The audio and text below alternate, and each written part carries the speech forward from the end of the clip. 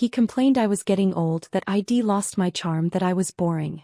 Almost every night Eric would come home reeking of alcohol, that I'd try to help him, but he'd shove me away, shouting, "Don't touch me. Go back to your kitchen." Eric's mom, who lived together with us, would yell from the bathroom in her impatient tone, "Rachel, why is there no toilet paper?" My 7-year-old son Mike tripped over his toy car and fell to the ground, crying and rolling around, all while cursing, "Damn toy car. I'm gonna smash it." I stood there, watching the chaos unfold in my home, and for the first time I felt completely hopeless. Before I left with David, I didn't tell anyone that I was disgusted by my husband, repelled by my son, and had always clashed with my mother-in-law. David was my neighbor, my childhood friend. Just like in novels, I never fell in love with my childhood friend, David. I ended up marrying Eric, a man I met much later. But unlike in novels, this was real life. 10 years of marriage to Eric, and what I had once thought was deep, youthful love had withered into mutual resentment.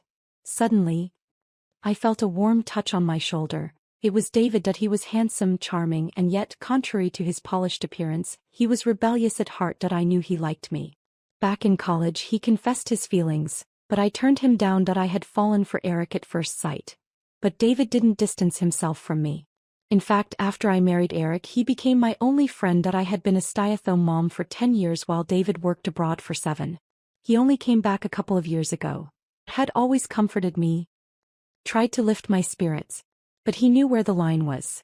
He never crossed it. With a half smile he asked, "What's wrong?" "Too scared to leave." I knew him well. If I said no, he'd turn right around and send me back. But I had to leave. If I stayed in that house any longer, I was going to lose my mind. The night I made up my mind to leave was just another ordinary evening. But somehow that night I finally felt the urge to escape, to flee from the life that had trapped me for 10 years. That night Eric came home just like always, smelling of alcohol. That I tried to get close to him, and on instinct he jumped up, furrowing his brow. "Get away from me. You smell like grease." That I took off my apron, intending to hang his suit jacket up, but he shoved me aside.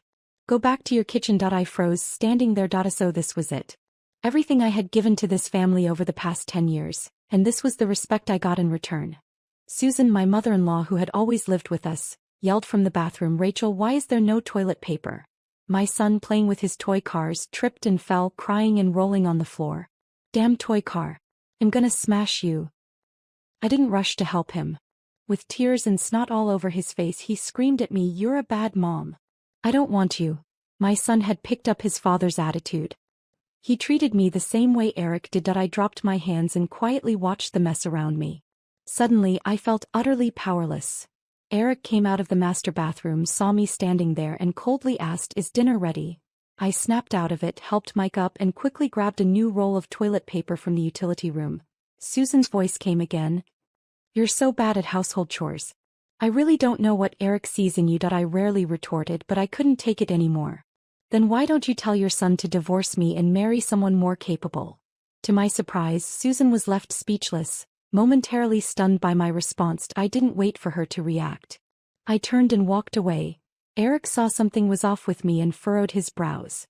"What's your problem, and where's my chicken nuggets?" I glanced at him coldly. "In the kitchen. You can serve yourself." Susan walked out of the bathroom, pointed at me, and yelled, "Rachel, you've gotten bold. My son works his ass off every day, and you simply stay at home taking care of the kids, and this is how you repay him. You can't even serve a simple dinner." My son, covered in grease from his food, looked up from his plate and sneered at me. "Mom's always lying around at home and still criticizes me. My friend's mom looks so pretty. You're just an ugly monster. I want Annie to be my mom. She's so nice and pretty." Annie was Mike's art teacher. I'd met her a few times. She was friendly, young, and beautiful. Mike had told me several times he wanted Annie to be his mom. I thought it was just a child's harmless fantasy, but it turned out he really hated me. I looked at Mike. This time I remained remarkably calm and said softly, "If you like her so much, let her be your mom." Mike froze, glancing at his father, unsure of what to do. Eric slammed his fork on the table, his voice rising. "What are you talking about? Rachel, Mike's just a kid. What does he know? He's your son. You will always be his mom." "Mom, go get the chicken nuggets."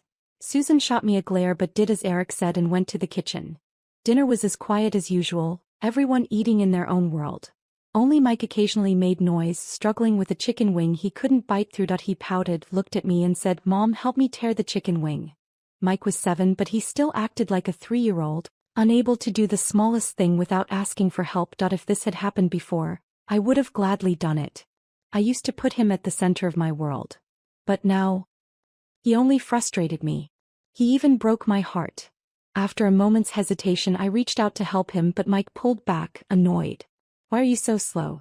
I want Annie to help me instead." I set my bowl down, feeling my frustration build to a boiling point. Eric looked at me, then at Mike. "All right, let Grandma help you. Mom, help him tear it." Susan couldn't refuse Eric's request, knowing she relied on her son for everything. I rubbed my temples, feeling utterly exhausted. I did most of the housework every day. I understood Eric was tired from work. But I wasn't exactly idle either. All the small tasks around the house were on me.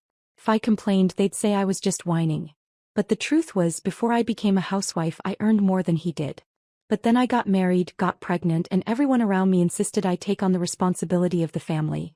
Everything had to revolve around the kids and my husband, and I sacrificed my career to stay home and take care of them. But what did I get in return? A husband who thought I was too old and told me to stay in the kitchen. A mother-in-law who thought I was useless, just spending her son's money. A son who looked down on me and wanted someone else to be his mother. He had forgotten who fought and struggled to bring him into this world. He was as selfish as his father. That night, I didn't eat dinner. For the first time, I left early. Eric came back to the room, shot me a look of disdain and said, "I really don't understand what you're upset about. Mike's just a kid. Are you mad at him?" I couldn't help but laugh bitterly. "Eric, do you think I'm angry just because of Mike?" Eric's face darkened. "What did I do now? I'm really tired every day. Can you stop being unreasonable?" I looked at his familiar face, but all I felt was distance. "Eric, you hate that I stay at home, don't you? But don't forget, it was you who begged me to stay home, and the money to start your company came from me and my parents' savings." Eric impatiently glanced at me. "I haven't forgotten. I didn't hate you." I let out a cold laugh. "Is that so?" Eric looked at me briefly, a hint of guilt in his eyes. He grabbed a pillow and muttered, "I'll sleep in the other room." I stared at the door as it closed. Feeling a wave of nausea and suffocation, I walked out of the room and was greeted by the mess everywhere. Leftover food was scattered across the dining table, the dirty dishes piled up, and the living room was full of toys and clutter. I sighed and began to clean up. By the time I finished, it was already 1 a.m. That night, I did something I'd never done before. I called David. I just needed someone to talk to. On the surface, my family seemed perfect, but no one truly cared about me. David understood me well. He knew that if I was calling him, it meant I was hurt. I'd complained before, but back then I felt happy because I loved them. I wanted to take care of them because they were the people I loved. But it seemed that they never loved me in return. They took everything I did for granted. He didn't ask why, he just asked if I wanted to go abroad to clear my mind. I agreed. "Rachel, do you want to go back?" David's voice brought me back to the present. I looked up at him, smiled faintly and said, "No, let's go." Before we boarded the plane, no one called me. David took my hand. "All right, you wanted to relax, so don't think about them." I looked at David's face and suddenly realized I might be selfish. I didn't love him, but I was using him, using his company and his love to try to wash away the hurt I'd received from my family. I weakly asked, "David, will you hate me?" David's grip tightened for a moment, then he smiled again. "I'm just happy you thought of me first. I'm glad you called." We spent 3 weeks in Sri Lanka, and in those 3 days I didn't think about Eric or anyone else. I was so relaxed, truly at ease. I hadn't felt that happy in a long time. We started in Colombo, the capital, and then traveled to Dambulla, Kandy, Yala, Gal, and back to Colombo. On the first day, as soon as we got off the plane, locals performed a Kandian dance for us. It's a traditional dance performed at weddings, festivals, and for important guests. David and I visited a fish market, and when we arrived at the elephant orphanage, we sat by the river eating curry rice while watching elephants swim and bathe. Their innocence was a small balm to my soul. We also visited the Dambulla Cave Temple, home to exquisite 2000-year-old murals and statues. Finally, we went hiking on Horton Plains, a place known as the end of the world. It was so quiet, only the wind, the birds, and sometimes we'd encounter peacocks and deer. At 5 a.m., we drove through dense forests. We didn't spot any leopards, but we saw crocodiles, rhinos, monkeys, and all kinds of birds. I faced the wind, gazing at the clear blue sky and white clouds. It was in that moment I truly understood the meaning of "from now on the world is before me, pointing me to wherever I want to go." David stood at the edge of a cliff, suddenly shouting, "Rachel, you have to be happy." I watched his profile and for the first time, my eyes stung with emotion. I blinked, then shouted back, "David, so do you?" 3 weeks passed quickly and I had to return to the despairing days that awaited me. Before we parted, David took my hand. "Rachel, if you're feeling unhappy, come find me. I'll always be here for you." I ran into his arms, tears spilling from my eyes uncontrollably. When I got home, I dropped my suitcase and decided to finally have a serious conversation with Eric. Those days in Sri Lanka had given me a lot of time to think. And I came to many realizations that I couldn't stay at home as just a housewife forever. I needed to work. I had my own value and dreams. I cleaned the house again, and as I was wiping the door, Eric came in. He was holding Mike's hand, smiling broadly. The moment he saw me, his smile froze, his voice dropped low. "You actually came back." Mike ran over and pushed me. "Why did you come back?" "I wish Mom would never come back." I paused what I was doing, grabbed Mike's hand and said with a smile, "Mike, don't be so rude. In your mom. No matter what Mike said, he was still my child. I shouldn't. If Mom and Dad get divorced, I can have Auntie as my mom." Before I could finish, Mike shocked me with his words. It seemed that in Mike's eyes, I wasn't even worthy of being his mom. Eric grabbed Mike and ordered sharply, "Mike, go inside." I sat down on the sofa, feeling utterly bitter. I thought if possible I would still want to save this family. But I was just dreaming. I wrinkled my nose and spoke without thinking. "Eric, your cologne is really strong." Eric froze for a second before speaking slowly. "Maybe I accidentally got my assistant's scent on me." I laughed coldly in my mind. "Really? But it smells just like the cologne Annie wears." I had noticed that unique, sweet scent on Annie the first time I met her, and I remembered it well. Eric frowned. "You're overthinking it." I didn't respond, just gave a faint smile. "Rachel, where did you go with David this time?" I looked up, completely taken aback that Eric even knew my whereabouts. I thought he didn't care at all about what I did. But once again he was using David to pick on me. I shook my head and said, "Eric. David's been a long-time friend of mine. I don't like him and my relationship with him is purely platonic." Eric snorted. "So in these days you've been with him. What did you two do?" "Do close friends disappear for 3 weeks together? We never crossed any lines. These days I wasn't feeling well and he's the only friend I have in this city. He took me out to get some air." "What's wrong with that?" I could feel my anger building. 10 years. In the 10 years of our marriage, I hardly ever spent time alone with David. I was afraid Eric would get jealous. I've rarely met with David in person and most of our contact was through calls. And David even went abroad for 7 years because of my marriage. I had explained this countless times, but Eric never believed me. This time was the only time in the past decade that I went out with David alone, and we didn't do anything. Besides, what right did Eric have to criticize me? He was the one who betrayed our marriage first. Eric sneered. "You think I'll believe that?" We stood there in a stalemate when the door opened again. Susan walked in, arm in arm with a young woman. That woman was none other than the person Mike had been dreaming of as his new mother, Annie. Susan glared at me. "What are you two arguing about now? I could hear you both outside." Annie wore a white blouse and looked particularly gentle. She had a graceful appearance, a sweet voice, and gave me a slight smile as she greeted me. "Rachel." I looked at her, and I noticed the necklace she was wearing. It was from my favorite brand. Coincidentally, I had found it in Eric's pocket just a month ago, so it wasn't meant for me after all. The next moment Mike, hearing the noise, pushed the door open and came out. "Aunt Annie, you're so slow.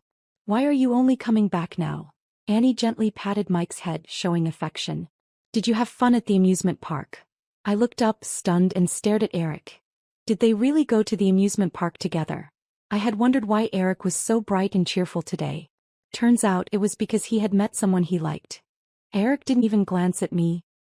His gaze was entirely focused on Annie. It finally hit me without me realizing. They had become a real family, and I had become the outsider. I didn't say anything else, just grabbed my still-packed suitcase and headed to my room. I was almost relieved that the first thing I did when I got home was clean the house, not unpack my clothes. I couldn't bear to stay here any longer. When Eric saw me dragging my suitcase, he even laughed. "Rachel, what are you throwing another tantrum about? Are you planning to go find David again?" I looked at him. "What's wrong with leaving?" "I won't interrupt your happy family." Annie glanced at Eric, then spoke. Rachel, did you misunderstand something? I snorted. You're wearing a necklace my husband bought. And you say I misunderstood? Eric shouted angrily. Enough, Rachel. I didn't say anything when you went out with another man. What gives you the right to be upset? I stared at Eric in disbelief. So, just because I'm married, I'm not allowed to have any male friends. And what's more, nothing happened between David and me. Why did Eric keep insulting me like this? But now, I didn't want to explain anything to him anymore because no matter what I said he wouldn't believe me. Fine, Eric. If you want it that way, then let's get a divorce. Eric didn't expect me to say the word divorce. His face instantly darkened. After a pause he looked at me coldly. Rachel, don't regret this. I smiled, feeling strangely relieved. I've already scheduled an appointment with a lawyer. Well, meet tomorrow. I glanced at Mike. He was afraid I would take him with me and hid behind Annie. I smiled at him. Mike, don't worry. From now on, I'm no longer your mom. I shifted my gaze to Annie. She looked away, her eyes full of guilt. But honestly, I didn't care about the affair between her and Eric anymore. Annie, congratulations. Susan, seemingly not believing I would actually divorce Eric, said something before closing the door. Eric, don't worry. Rachel won't dare to divorce you. He's just a useless woman. Who would want her? I didn't hear Eric's response, but I was sure he thought I would never go through with it. But this time, I was serious. I grabbed my suitcase and headed for the hotel. I didn't even take off my shoes. I just collapsed onto the bed. For the first time in years, I had a good night's sleep. I didn't have to worry about my son or fear making a mistake that would anger them all. When I woke up, it was already morning. David had called me multiple times. I called him back and the phone connected quickly, but to my surprise it was a child's voice on the other end. Hello, is there something you need with my dad? Wait, my dad? When did David get married? Why hadn't I known? At the cafe. David walked in holding a child's hand. He smiled and asked, Rachel, have you been waiting long? I smiled and looked at them. Not for long. By the way, this is my son Jerry. Jerry, this is Rachel auntie. Jerry looked about the same age as Mike, but he was much cuter. He was polite, always giving me sweet smiles as if he really liked me. I looked at David, still feeling somewhat confused. But this was David's private matter and I didn't want to ask. However, David spoke up on his own. Rachel, this is my adopted child. I nearly spit out the water I was drinking at his words. You? What? I asked, stunned. David looked at me seriously and then grinned. My dad always hoped I'd have a child, but I didn't want to get married. I coughed twice. But didn't your dad get mad when you adopted a child? Don't worry. Jerry's so lovable that my dad keeps asking me to bring him home. Jerry raised his hand obediently. Rachel auntie, don't worry, Grandpa likes me a lot. I couldn't help but smile at Jerry. He was so adorable. Just then my phone rang. It was Eric. David glanced at me but didn't say anything. I answered the phone. Is there something you need? Eric /S voice was a bit raspy. Where's the black tie? In the first drawer on the right side of the closet. I didn't bother masking the coldness in my voice. You called me just for this. There was a long silence before Eric finally spoke again. Wait, where's Mike's water bottle? I furrowed my brow. Eric, enough. You're asking me about a water bottle. His voice grew louder. Rachel, don't forget we're not divorced yet. If I don't ask you, who should I ask? Right? Thanks for the reminder. We're not divorced yet. Eric's tone shifted, oddly more cheerful.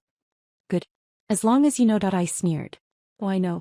I'll see you at the lawyer's office this afternoon. I could almost picture Eric's expression on the other end. His free babysitter was finally running off, and I was sure he was furious. As expected, Eric's voice turned dark again. Rachel, are you serious about divorcing me?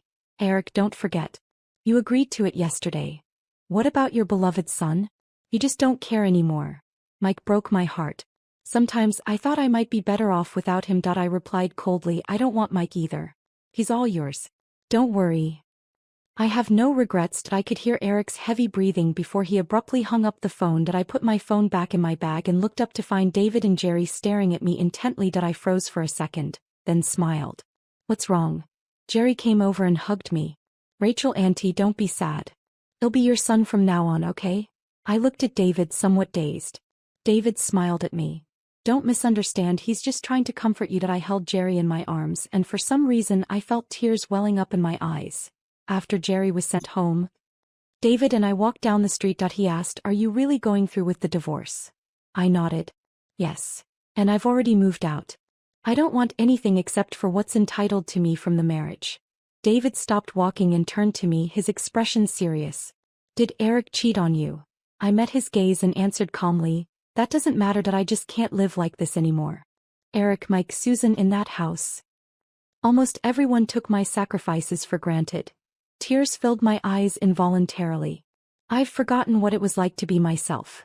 David pulled me into an embrace. Don't worry. I support you. I spent the whole afternoon waiting at the lawyer/'s office, but Eric never showed up. With no choice, I called him again. The moment the phone connected, I spoke first. Eric, where are you? Sorry, Rachel. Eric still handling work. It was Annie who answered the phone. I paused for a moment, then said, let him pick up the phone. But I just told you he's working. Annie started. But I couldn't hold back my frustration. I said, let him pick up. There was silence on the other end before Eric's impatient voice finally came through. Rachel, are you done with your tantrum? Eric, I've been waiting for you all afternoon. I am not as free as you. The divorce papers will come from my lawyer. I spoke firmly. Tomorrow is the deadline. Eric's voice was laced with anger. Are you that impatient? I'll come to your office tomorrow. Without waiting for a response, I hung up the phone. Back at the hotel, I posted my job search details online. But after being a stay-at-home wife for 10 years, I had only a degree and 2 years of work experience. With such qualifications, almost no company was willing to hire me. However, after persistent effort, one company finally agreed to interview me. The next day I looked at the woman in the mirror, wearing a professional skirt suit, slim figure, and a bright smile. After 10 years of being a housewife, I had only worn what was convenient. Tight pants and skirts were beyond my imagination. I used to go makeup-free every day, which made me forget that I wasn't that bad-looking after all. Everyone deserves a second chance, and it's never too late. I applied lipstick, then headed out. First I went to Eric's company to pick up the divorce papers, then off to the interview. When I entered the building, Eric's assistant rushed over to me. Rachel, Mr. Smith is away on a business trip. He said. I looked at her thinking, what trick is Eric pulling this time? I asked, what did he say? The assistant nodded slightly. He said the divorce papers are at home. And he wants you to sign them there. What was wrong with Eric? I flagged a cab back to that nightmare of a place. I could hear cheers coming from inside. I rang the doorbell, and it was Susan who answered. She rolled her eyes when she saw me. Aren't you supposed to be divorcing Eric? Why are you back? I smiled lightly. I'm just here to sign the divorce papers. Once inside, I realized Eric had lied to me again. He wasn't on a business trip, he was at home. When he saw me enter, Eric actually gave me a rare smile. Honestly, after 10 years of marriage, Eric still kept in good shape. Looking much the same as he did when we were dating. He was handsome in that captivating way, no wonder I fell for him back then. But now his smile didn't stir anything in me. Maybe I really didn't love him anymore. I calmly looked at him. Where are the divorce papers? His expression shifted. He looked annoyed. Mike misses you. At the mention of Mike, who had been playing with toys on the floor, he looked up and said, I don't miss Mom. I like Annie. I wasn't even angry anymore. Fine, if my only child didn't love me. There was nothing left to hold on to. Eric slapped Mike hard and yelled, Mike, go inside. Mike immediately started crying, pointing at me. I hate Mom. When Mom comes back, Dad doesn't like me anymore. Susan rushed over, glared at me and hugged Mike, taking him back to his room. Eric, where are the divorce papers? I asked calmly. Eric looked at me. After what felt like an eternity, he handed me the papers. As I reached for them, he didn't let go. Do you really want to go this far? I haven't cheated, he added. I smiled at him. Eric, after 10 years. Our marriage has come to an end. Whether you've cheated or not, we're just not right for each other anymore. Eric paused and then let go. I signed the divorce papers and finally left that house. A sense of calm washed over me, and I felt incredibly relieved. I was about to take a cab to my interview when a car stopped in front of me. Rachel, Mommy. Dad and I came to pick you up. It was David and Jerry. Ever since the coffee shop meeting, Jerry had started calling me Mom every time he saw me. I couldn't help but wonder if Mike had been as well behaved as Jerry. Would I have stayed a little longer in that house? But there's no point in wondering about what-ifs. Jerry wasn't Mike and I had already left. I smiled and got into the car. How did you know I was here? David flashed a handsome smile. I told you, I'll always be by your side. Jerry smiled at us and I felt unexpectedly shy, lowering my head a bit. That day David took me to my interview and amazingly I passed it. I rented a place next door to David's. He told me the owner had just gone abroad for work. I end my free time. I would go with David and Jerry to the amusement park or out shopping. Eric and the others never came looking for me, and for a year, we lived peacefully. I never expected to run into them at Jerry's parent-teacher conference. When I arrived at the classroom, it was already packed with people. Suddenly, a weak voice called out to me, "Mom." I turned around and saw Mike, sitting next to Eric. I end that instant. The air seemed to freeze. I turned away and didn't look at them again. Jerry tapped my hand and said, expectantly, "Mom, Teacher Lucy wants you to come up and speak." Only then did I realize that the teacher and other parents were all looking at me. I froze for a moment and then went up to the stage.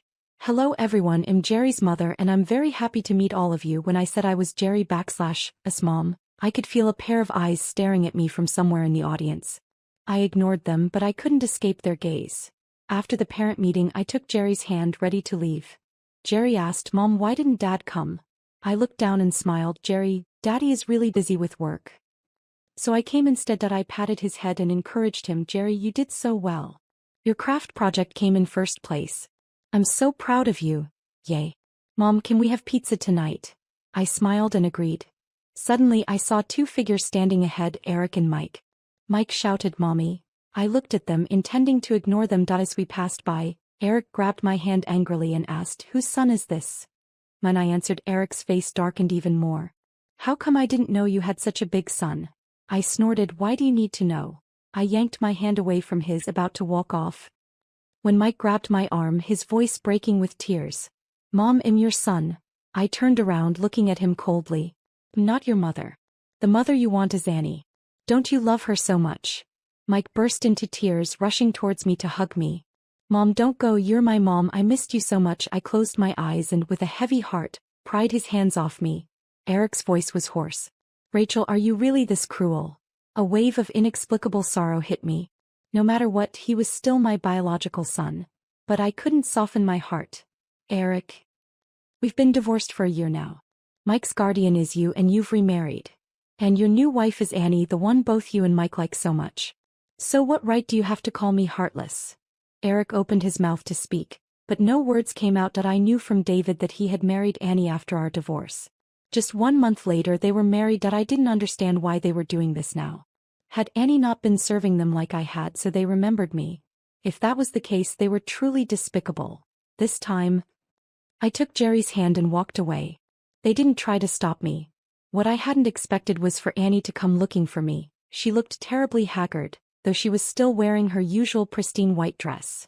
Annie sat down in front of me and smiled. "Rachel, I think I finally understand you." I gave a faint smile. "Understand me? What for?" Annie took a sip of coffee, and when she spoke again, there was a trace of sadness in her voice. "You were right. Back then I deliberately seduced Eric. And Mike, I deliberately pleased him. Whatever he wanted I gave him. Rachel, you know how children at that age like adults who let them do whatever they want." I looked at Annie without speaking. Honestly, I had already guessed all of this. But what did it matter? Even without Annie, there would always be other women. Annie glanced at me apologetically, then spoke slowly. "I got Mike to talk and I found out that you went abroad, so I purposely sent him back home to spend more time with Eric. I didn't expect that. The moment I started showing Eric I was interested, he kissed me first." I looked at Annie calmly. "What's the point of telling me this? I've already divorced him and you've married him as you wanted." I scoffed. "Could it be that you're regretting it now that married life isn't what you imagined?" To my surprise, Annie choked up. Her voice trembled with emotion. "Yes, I regret it. I can / stand married life with Eric. He actually wants me to quit my job and stay at home. And his mother, Susan, every time I open my eyes she's picking at me. I can / stand cooking 3 meals a day. I can / just give up my job and stay home cleaning all the time." Annie buried her face, as though overwhelmed by pain. "It wasn't like this before we got married." Seeing her like this, I actually felt a bit of sympathy for her. "You're still young. You can still make better choices." Annie shook her head. "No, I can't divorce him." I didn't understand. "Why not?" Annie grabbed my hand, her eyes brimming with tears. "Because my family is in debt and after marrying Eric he helped me pay it off."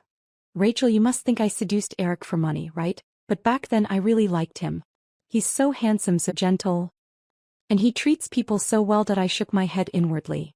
Eric was kind to others, too bad he didn't extend that kindness to me. How much did he help you pay off?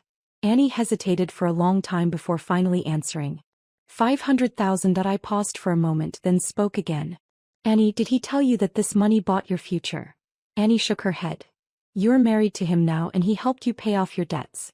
If there's no contract, you don't have to pay him back. Of course, if you want to repay him, that doesn't mean you can't divorce. I held Annie's hand. Speaking from my own experience. Annie, marriage doesn't mean you've sold your whole life to Eric. Everyone deserves a second chance. When I got home, David was cooking dinner. It smells so good. I slipped into my slippers and ran into the kitchen. David turned around and smiled at me. I'll be ready soon. I didn't know how to describe my relationship with David. Compared to lovers, we were more like extremely close friends. Besides, over the past year, he never once told me he liked me. I lived next door to him, and sometimes I'd come over to eat. Or we'd take care of Jerry together. Jerry called us mom and dad and I didn't mind. In fact, I felt happy. Compared to being together, I enjoyed this life more. Why does a woman have to get married? When I was with Eric, he was just as considerate. But once we got married, everything changed. I didn't want to gamble with David. What are you thinking about? When I came back to reality, I saw David looking at me seriously. I smiled faintly and shook my head. Late at night, I received a call from Eric. His voice was hoarse. Rachel. I miss you so much. I was stunned for a moment. Eric, what's wrong with you? I don't know. I just really miss you. And Mike, he misses you too. I responded coldly. Eric, stop calling me. We both need to move on. There was silence on the other end for a long time, so long that I couldn't even hear Eric's breathing. I raised my voice. Eric? Eric. A weak voice came through. I'm here. I sighed, trying to sound normal as I spoke. Please let me go. You might regret it, but I don't. I am happy now, really happy. Can you please stop bothering me? I heard a choked sound. Was Eric crying? All right. I hung up and lay in bed for a long time, unable to sleep. The next day I went to work with dark circles under my eyes. When I got to my desk, Annie sent me a message. Rachel, I've divorced him. I paused for a moment then replied, congratulations. Eric seems to miss you a lot, and Mike, he cries every day asking to see you. When Eric's mom talks about you, Mike rebukes her and tells her not to say those things about you. So Rachel, you really can't. I understood what Annie meant, but unfortunately it was already too late. Annie. You can't fall into the same trap twice. I sent the message and Annie didn't reply. After work I saw Eric standing in front of his car, arms crossed. It seemed like the phone call wasn't enough to make things clear.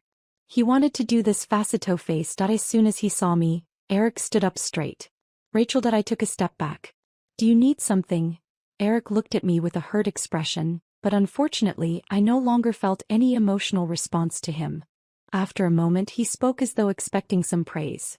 I've already sent my mom back to her hometown. And I've gotten a divorce. And Mike understands your difficulties now. He won't say anything hurtful anymore. So, will you come back with me? Hearing this I couldn't help but laugh. Eric, are you serious? Do you really think the problems between us can be solved? Eric became agitated and grabbed my hand. Why not? I pulled my hand away forcefully. I don't love you anymore. That's the key issue. Eric shouted, but I love you. Let's not argue whether you love me or not. When I loved you, you didn't love me. Now that you love me, I don't love you anymore. So we're just two parallel lines that will never intersect. We can't be together. I looked at Eric with some pity. Eric, wake up. This is reality, not a novel. I can't just forget the hurt you caused me in the past. Rachel. Mom? I hadn't noticed, but David had brought Jerry with him. At that moment I held Jerry's hand and smiled.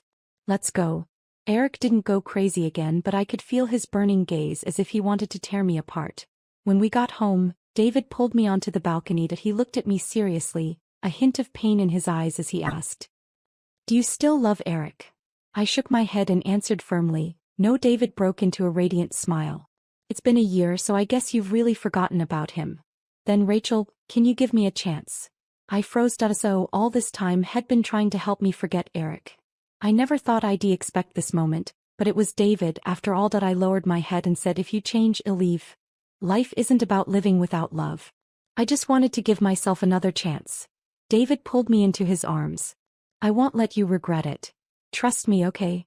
I felt like I wanted to cry, but I smiled and said, okay.